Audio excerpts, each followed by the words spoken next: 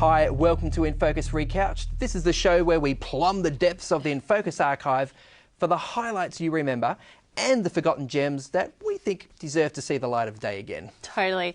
Did you know that one and just one of the many ethnic cuisines around the planet has been given World Heritage status?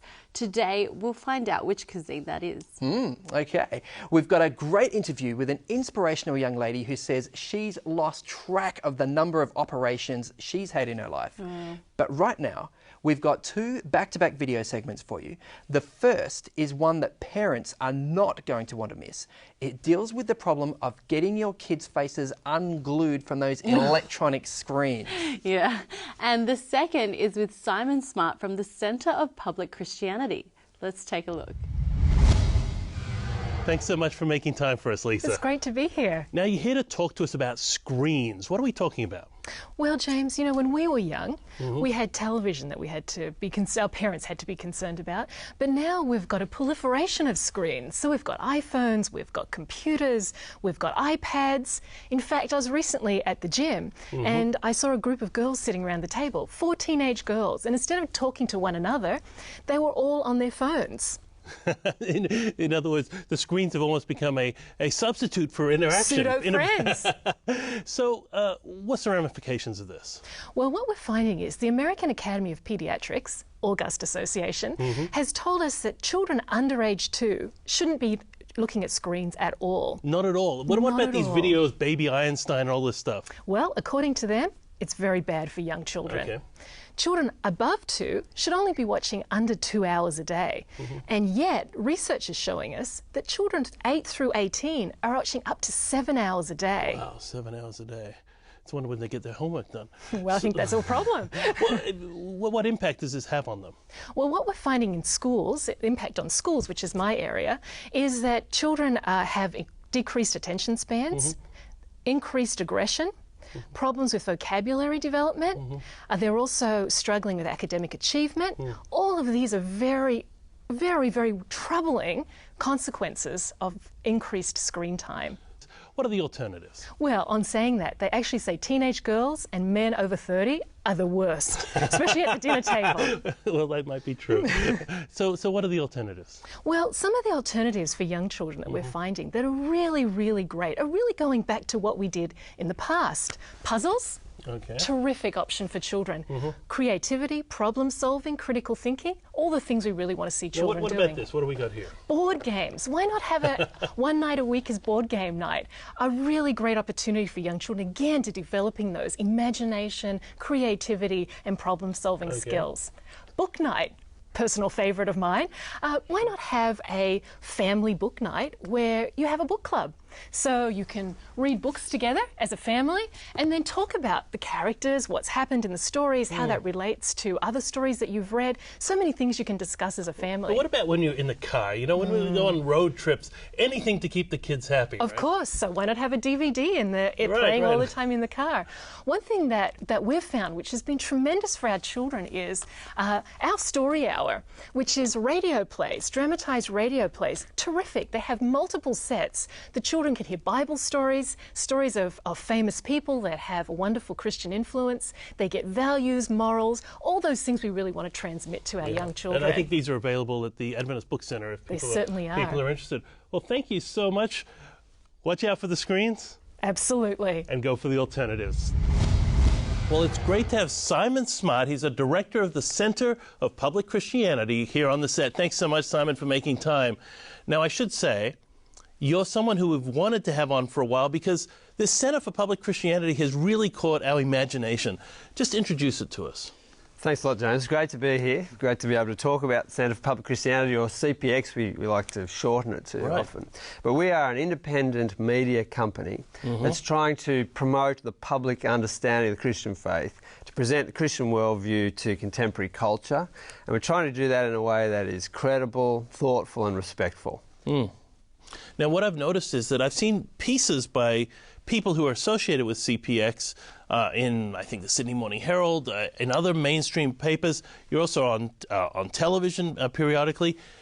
Is that part of your mission? Is that core to what you're doing? Yeah, what we're trying to do that, the things that I described earlier, and in a whole lot of different ways, one of which is to speak and write for the mainstream media. And so we're trying to get in there to be part of the conversation that the public are hearing. We're really focusing on the public. We're not focusing primarily on a Christian audience, but we want to be out there in the public space, bringing a credible voice of Christianity into those conversations that are already taking place. So yes, we write for major newspapers when we can, and online news sites and that type of thing. So what kind of reception are you getting out there? You write primarily in Australia, though I know that your stuff goes globally. What kind of reception? Well, it's a little bit hard to judge. I mean, lots of people who like what we do like it. Right. The people who don't really don't. So when we write for mainstream media, but I think this is typical of lots of commentary these days, you get lots of comments, many of them are negative. But I guess we're trying to just go with that, be part of what's going on, and also accept sometimes that we're going to cop some criticism for the things we're saying. But I think that I was actually surprised at the way it's been received by the media themselves. They're happy to hear from people who they think are reasonable and well thought out. So we're hoping that that's what we are, and we're able to get in lots of places actually. Because the columns that I've seen are quite intellectually stimulating. I mean, they're nicely written, they're well reasoned. Do you find that people are looking for that kind of voice from Christianity? Because often I guess we have a very strong showing in the emotive arena, right, with music and worship and so forth. But the intellectual side of things seems to have been a little bit rocky in recent years. Well, I'm glad you think it is like that. We're hoping so. And there is definitely there are some perceptions of Christianity that we're trying to overcome, some of which are just caricatures. So the fact that many people will say Christianity is really sort of infantile or anti-intellectual. Right. And we're very much trying to overcome that. We don't think it is that. We think Christianity is a very sophisticated faith, and that while there's a whole, you don't have to be a super intellect, of course, to accept Christianity, but the fact that there are some very, very weighty intellects and people who are some of the great writers and thinkers and scientists and so on who are Christian and have a lot to say into that space, we think it's worth bringing that to the public. So we know about all these great writers and thinkers and artists of a bygone age. Are you saying that today you're locating great scientists of today who are believers? Certainly that's true, and we've one of the issues we picked up on a couple of years ago was the issue of science and faith. Are those two things in conflict? And we put together a whole lot of material, video and print and so on, of not all Christians, but lots of them were Christians who are top scientists in their field. And I think that's just worth just talking about, the fact that there are people who clearly don't see a natural conflict between their scientific work and their Christian faith. And we had some really amazing people come and speak to us in our studio and write for us and so on. And I just think it's really worth getting that out, because it overcomes a really unfair criticism that would say, look, we've all grown up, our society, our culture's moved past those sort of ancient, sort of foolish, uneducated beliefs. Superstitions. We're sort of on some trajectory towards something better by trusting in humanity's own knowledge. Of course, there are many more complicated issues to do with that question. And we're just trying to overcome some of those misconceptions. What would you say to somebody who says, look, we've been down the path of religion all those years, thousands of years, Christianity had a chance to, 2,000 years to prove itself, war, destruction, pestilence, everything. What would your response be? Well, you certainly get that sort of critique voiced in the public, and you get it from the New Atheists, Richard Dawkins, Christopher Hitchens when he was alive, Sam Harris and others. And so it's become almost sort of accepted wisdom in certain circles that is the case. That religion once was something maybe we got to the point where we thought we could just ignore it. But now there's this message that it's actually almost a sinister or negative thing. Now, we want to address that issue, that question, and engage with those sorts of conversations, because there's a couple of things I want to say about that. One would be some of the critiques that are being made, I would acknowledge are valid. There have been some terrible things done by people who are religious, I'd say even people who are Christian and following, claiming to be following Christ. Now, there's some shameful things in our history that we ought to be ashamed of, embarrassed of, and so on. But there's a much bigger story to be told than that. And so we want to be in there talking about, okay, we can acknowledge some of these critiques are valid. A lot of them are really unfair, that historians of all sorts of flavours, whether they're believers or not, will say, actually, that's a really sort of a high school version of history. Right, very simplistic. Very simplistic, not taking into account a whole lot of things. So, for instance, you mentioned religion and conflict and violence. Of course, that's true, that religion has caused a lot of conflict. Christianity has been involved in all of that, unfortunately.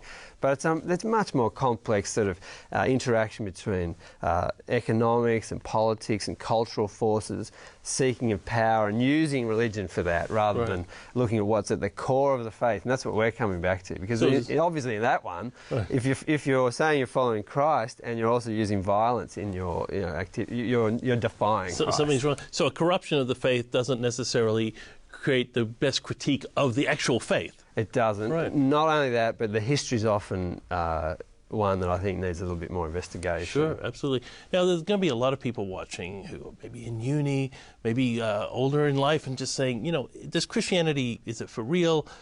Where can they go for more information? Well, there's lots of places. I'd hope you'd be able to find our Centre for Public Christianity, and our website. We have a library of material. Superb. Hundreds of video interviews with experts in various fields and so on, with print material, podcast material, that sort of Maybe thing. I should just show a couple things that you brought in. This is a book of compiled essays from some of the people who have... articles and interviews as well. Yep. And then you also have a video about the life of Christ, which, how does this differ from...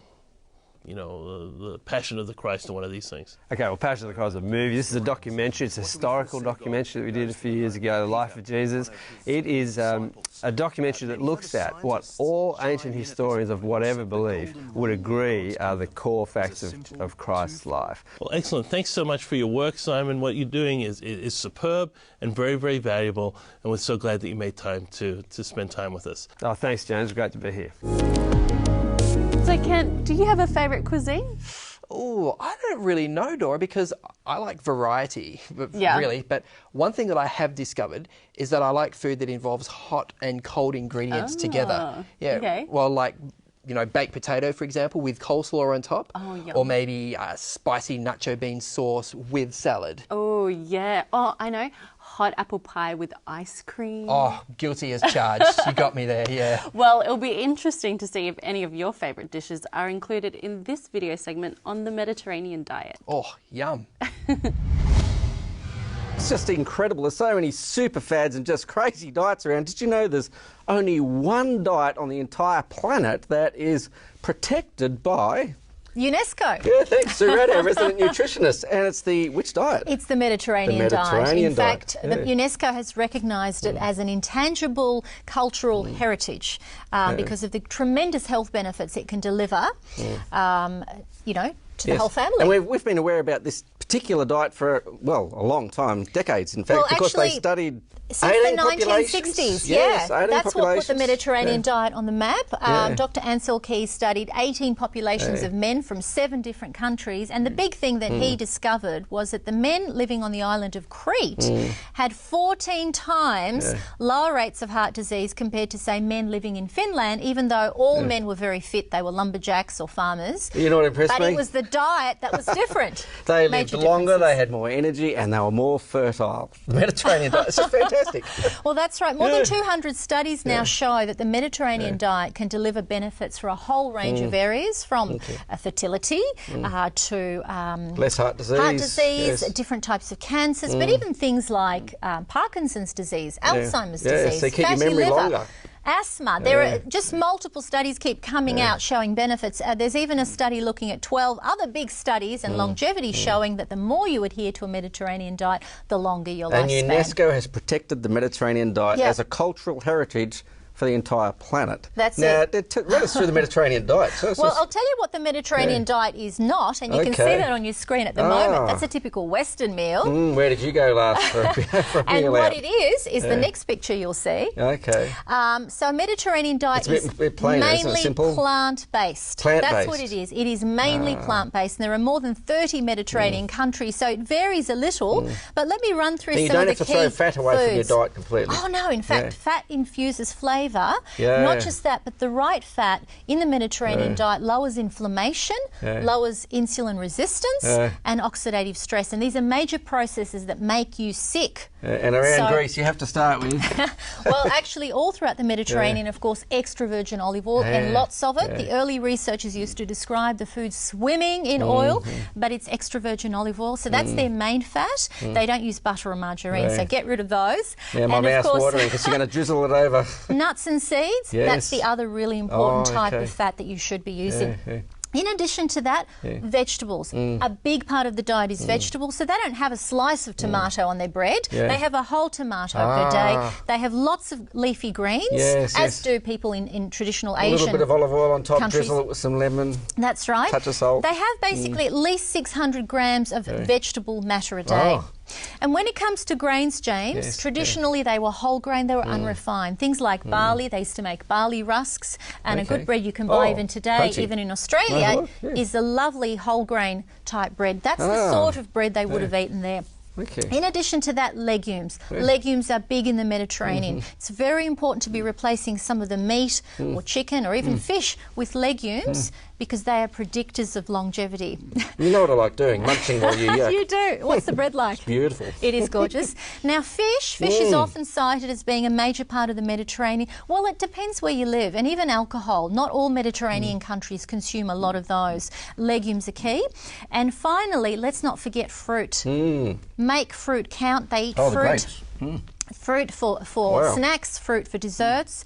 And may I say, James, even if you're not just thinking about preventing disease, but if you've already had an incident like a heart attack, what they've shown in one of the studies, the Leon Diet Heart Study, is that men who've had a heart attack, if they're placed on the Mediterranean diet, it is more effective than medication or a low-fat diet to prevent a second heart attack. In fact, the men had a 70% lower risk if they adopted this delicious... You're kidding. Super healthy Mediterranean Starts with diet. olive oil. And ends with fruit. I'm going to try some now. Oh man, I have to admit I love Mediterranean food, Yeah. especially as a vegetarian because there are just so many options. Oh, yeah. Well, even for non-vegetarians, there's so many options. Italian, Greek, Lebanese, it's all really good food. Yeah. And it's so interesting. In Australia, Mediterranean food isn't seen as some exotic ethnic cuisine. It's, you know, standard cafe food. Bruschetta, Greek salads, kebabs. Oh, stop, Dora. You're killing. You're making me hungry. Let's take a quick break now while I recover my composure. More InFocus Recouched coming up right after the break.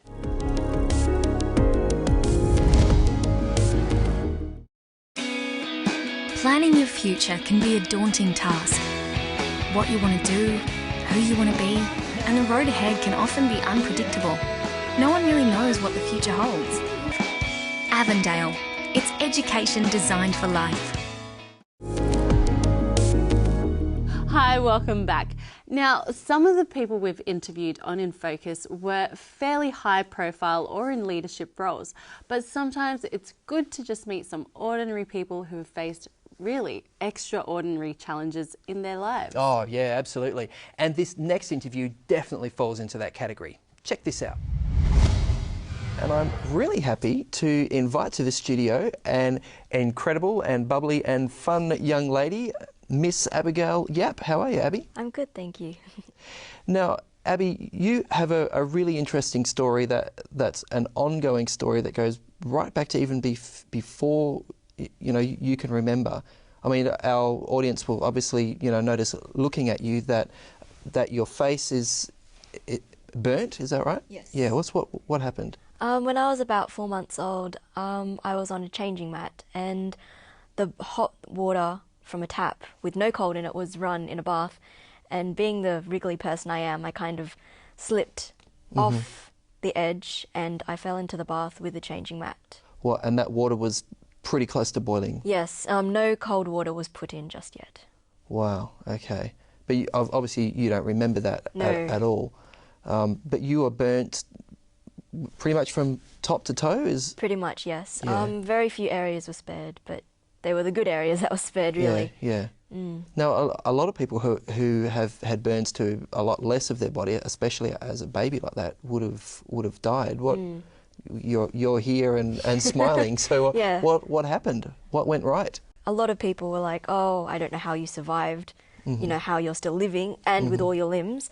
And I guess a lot of people at that time, they just banded together and prayed. I mean, because prayer is very, very powerful. Yeah. So I guess your parents or your family are people of prayer, are they? And also the church we were going to at the time had prayer meetings and things like that. So a lot of people praying at the same time, you know. Yeah. Now, I don't know much about burns, Abby, so you'll have to correct me if I get it wrong, but it's my understanding that scar tissue doesn't stretch very well. So you're a baby with these burns, and then obviously babies grow very fast and little kids grow very fast. Would that been a painful thing? Like skin, when normal skin is quite elastic, but when you're burnt, it kind of stops the whole elasticity. Yeah. So a lot of like physiotherapy, so that's like moving, slowly building up. It's a good thing that I don't remember, but my mum says, you know, I used to scream and things like that as little kids would, but of course a lot of surgery for like releases, a lot of surgery for When you say a lot of surgery, what? How many times have you been on?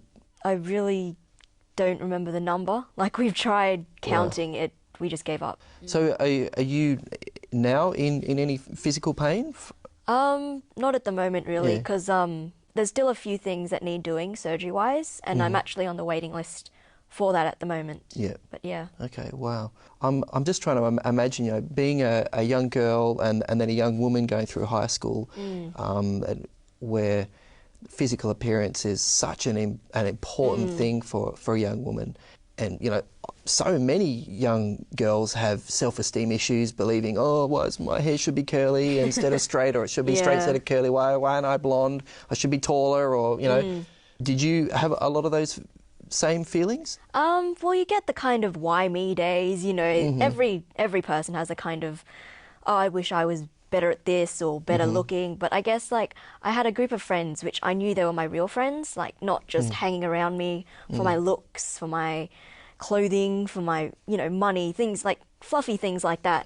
But like they kind of respected me for who I am. So I didn't really feel like I need to hide or be better. It was good because I went to a primary school and the high school was just next door. So a lot of the people from my primary school actually followed on with me. So they knew you. It wasn't a surprise for them. They were very understanding. They didn't come up to me and go, "Oh, why are you like that?" You know. They were they respected who I was, and I didn't really feel like I wanted to be anything different, I guess. What about going out in public, you know, going down to the shopping centre or something? Well, you definitely get a lot of stares, but then of course, like normal people as such get stares, you know, if they have like a bad hair day or whatever. Yeah, for whatever reason. But I mean, you can choose it to like, you can pretend that people are staring at you and judging you and things like that, or you can just like brush it off. Wow. You seem incredibly resilient about all that.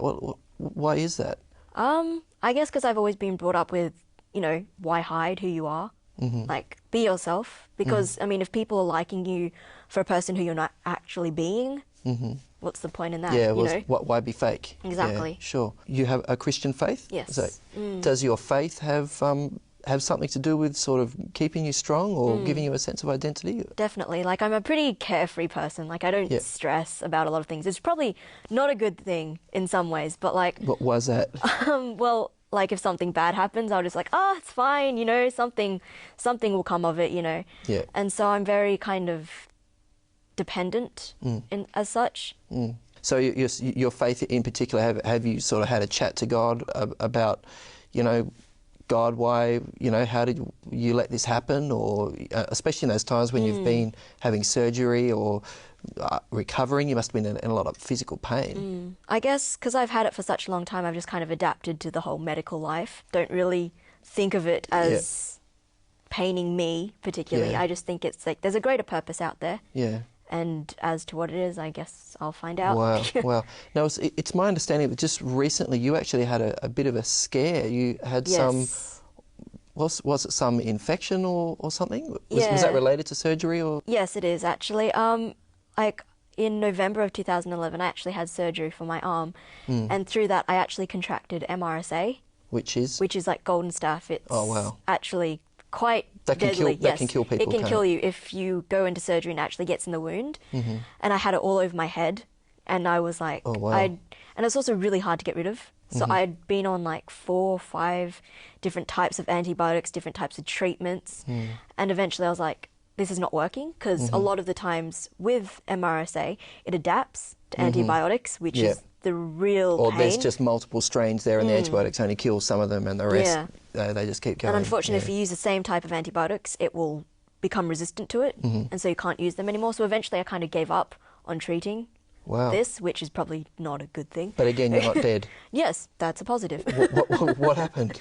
Well, a lot of people praying at the time, and then all of a sudden one night I kind of got really sick. And so my mum called up the hospital, and they were like, oh, this sounds a bit like meningitis. And so I went into hospital, and they said that eventually that the golden staph had miraculously disappeared. They didn't know how. And that I had streptococcus, which is far less dangerous. Wow. Yeah. and they were able to treat that, and I'm still being treated for that you're now. Still being treated for that.